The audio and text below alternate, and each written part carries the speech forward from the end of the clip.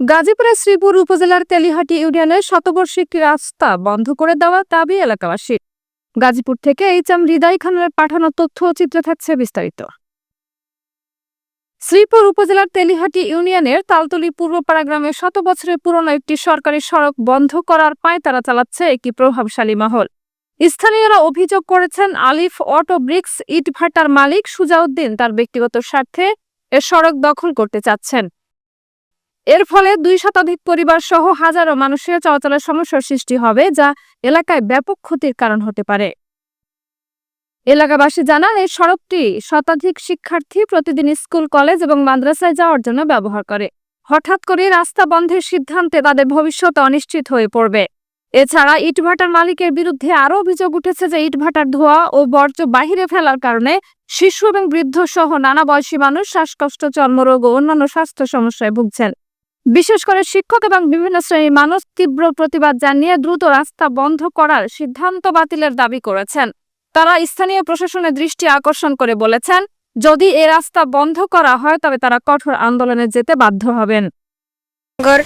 ঠান্ডা লাগে, শ্বাসকষ্ট হয়, তাই এবং আমরা চাই আমাদের রাস্তা হোক।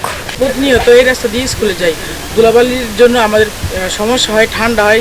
পরিবার এখান দিয়ে যায়, কিন্তু রাস্তা আসলে এই বিভিন্ন কারণে ফ্যাক্টরি লোকেরা অফ করে দিতে যাচ্ছে আর কি। আমাদের এলাকায় প্রায় 30-40 জন আমাদের শিক্ষার্থীরা আছে, সামনে একটা স্কুল, এই রাস্তার মাথায় একটা স্কুল, এই স্কুলে যেতে তাদের খুবই কষ্ট হয়। আপনার এই যে এই রাস্তাটা মানে অবস্থা খুবই খারাপ, আর যেরকমই ছিল আমরা এই জায়গায় আসা যাওয়া করতেছিলাম, এর মধ্যে এই রাস্তাটা ওই যে বন্ধ করার জন্য পায়তারা চলতেছে এই ফ্যাক্টরি। আমার জন্মর হওয়ার আগে এই রাস্তা, এখন এই কোম্পানি চলাফেরা করি রাইতে দিনে 24 ঘন্টা। মানে যাইতেছে আইতেছে, বাজার হয়েছে, বাজারও যাইতেছে। আমরা কিবা এটা বন্ধ হয়ে গেলে আমরা ছেলে ফেলে কিবা চলবো, চলার কোনো ব্যবস্থা নাই। আলিফ ব্রিক্সের কর্মকর্তা নূর মোহাম্মদ খান বলেন, এই রাস্তার জমি আমাদের। আমরা এলাকাবাসীর সুবিধার্থে স্থানীয় জনপ্রতিনিধির সাথে যোগাযোগ করে রাস্তার জন্য 8 থেকে 10 ফিট জায়গা ছেড়ে দিয়েছি। ওই জায়গাটার মধ্যে এটা হলো উনি কেনার পরে একটা রাস্তা করছে। রাস্তা করার পরে চলমান রাস্তা আমরা মোবারক আছে যে আপনার দায়িত্বে ও ইউনিয়নের